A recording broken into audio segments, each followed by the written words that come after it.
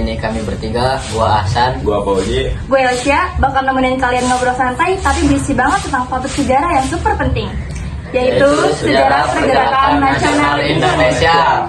Di sini kita bakal bahas gimana perjuangan rakyat Indonesia dulu, mulai sadar buat bersatu melawan penjajahan sampai akhirnya menuju kemerdekaan.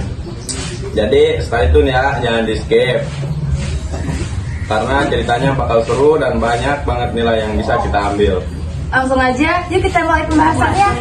Jadi gini, pergerakan nasional itu adalah masa di mana rakyat Indonesia mulai sadar buat bersatu dan melawan penjajahan. Karena dulu perlawanan masih terpisah-pisah kayak perang Diponegoro atau perang Aceh. Nah, di masa ini perjuangan mulai dilakukan secara terorganisir dan pakai otak, bukan cuma otak. Benar banget. Jadi munculnya pergerakan nasional itu nggak ujuk-ujuk ya guys. Ada beberapa hal yang bikin rakyat Indonesia bangkit. Pertama, ada yang namanya politik etis dari Belanda tahun 1901.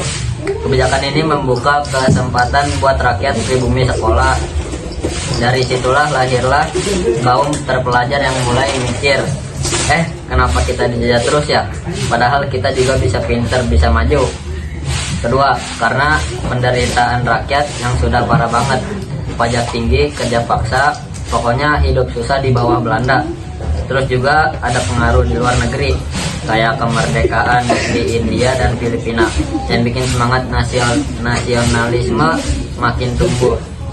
Nah, dari semua itu lahirlah organisasi pertama, yaitu Budi Utomo tahun 1908. Didirikan sama Dr. Suetomo dan teman-temannya di Stovia. Fokus mereka di bidang pendidikan dan kebudayaan, biar rakyat Indonesia bisa maju lewat ilmu.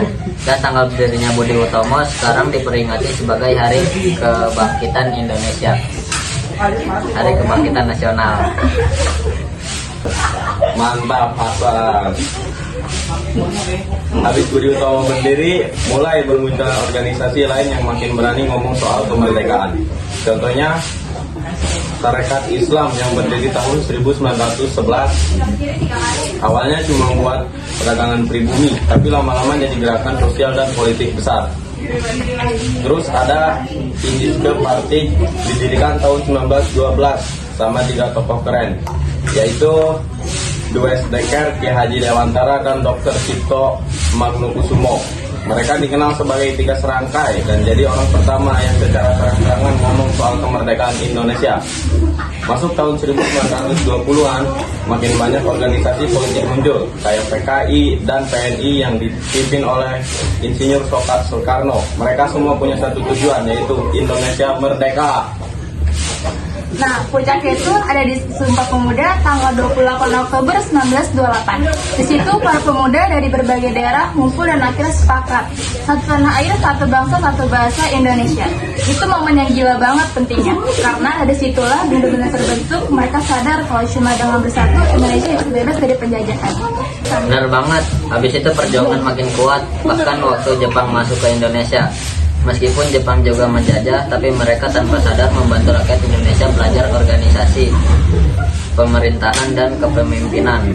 Sampai akhirnya setelah perjuangan panjang banget, pada 17 Agustus 1945, Soekarno dan Hatta secara resmi memproklamasikan kemerdekaan Indonesia. Dan disitulah hari dari semua pergerakan nasional itu benar-benar terwujud. Jadi guys, dari sejarah pergerakan nasional ini kita bisa ambil pelajaran penting banget. Kalau dulu para tokoh bangsa bisa berjuang tanpa teknologi, tanpa media sosial, masa kita yang hidup di zaman modern kayak gini nggak bisa berkontribusi buat bangsa? Kita bisa lanjutkan semangat mereka dengan belajar sungguh-sungguh, bersatu dan saling menghargai. Karena perjuangan zaman sekarang bukan lagi lawan penjajah, tapi lawan kemalasan dan perpecahan. Jadi guys, itu tadi pembahasan kita tentang sejarah pergerakan Indonesia. Kita bisa belajar dari perjuangan para pahlawan. Kalau kemerdekaan itu lahir dari semangat persatuan, kerja keras, dan rasa cinta tanah air. Sebagai generasi muda, tugas kita sekarang adalah meneruskan perjuangan mereka, bukan lagi lawan penjajah, tapi lawan kemalasan, kebodohan, dan perpecahan. Bener banget.